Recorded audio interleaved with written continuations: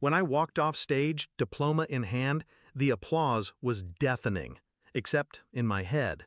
Because I knew the truth. Not a single familiar face had been in that crowd. Not my husband, not my kids. They were all at my brother's barbecue, celebrating nothing, ignoring everything. And then my phone buzzed. 45 missed calls. One message from my husband. "We need to talk, urgently." I didn't open it. I just stood there, in my cap and gown, letting the weight of 4 years of sacrifice settle in my chest. They hadn't forgotten. They had chosen. I met Daniel when I was 24. He used to tell me I was the smartest woman he'd ever met.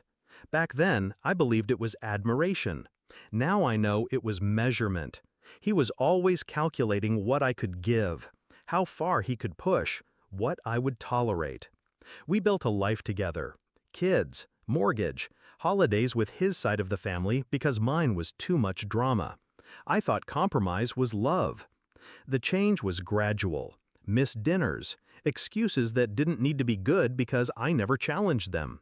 He started making decisions without me, about the house, the kids, the money. When I questioned him, he'd tilt his head and say, "You're overthinking again." But the day I got my acceptance letter to law school, he smiled, and then reminded me that it would be hard on the kids if I was gone so much. I went anyway. 3 weeks ago, I overheard my daughter on the phone. She said, "Dad said we shouldn't waste a Saturday sitting in a hot auditorium when Uncle Mike's grilling." That was it. No accident, no scheduling mistake. They had chosen him over me before the day had even arrived. I didn't yell, didn't confront. I just adjusted my schedule, quietly. Graduation morning, I left the house before sunrise. No breakfast, no goodbyes. Let them enjoy their barbecue. What Daniel didn't know was that I'd been preparing for this moment long before that call from my daughter. The first step was small. I stopped putting my paychecks into our joint account. Daniel never noticed. He rarely checked. The second step, I made copies of every financial document in the house: mortgage statements, bank records, tax returns. Late at night in my study, I read through them like case evidence. I found patterns, gaps, transactions to his brother that didn't make sense. The third, I visited a lawyer. Not for advice, for strategy. We drafted everything: divorce filings, custody arrangements, asset freezes, ready to be filed the moment I decided. The fourth, I applied for a position at a firm in another city, quietly. When the offer came, I didn't tell a soul. By the time graduation arrived, all the pieces were in place. All I needed was the trigger. The barbecue was perfect. After the ceremony, I didn't go home. I went straight to my lawyer's office. We filed everything: divorce, custody, restraining orders. Daniel would be served that afternoon. Then I drove to the barbecue. It was loud, laughter spilling over the fence. I walked in wearing my gown, diploma in hand. They froze. Burgers on the grill, beer bottles mid-air. Daniel's face went pale.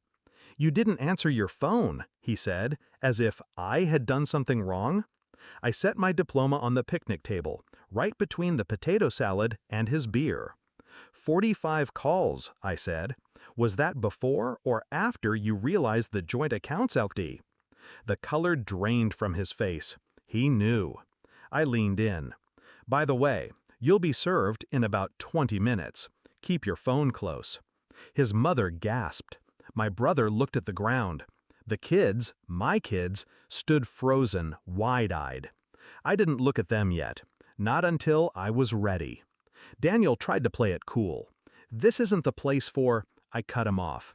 "No, Daniel, this is exactly the place. Because this," I gestured at the grill, the music, the plastic cups, "is what you chose over me. And now everyone gets to watch you lose."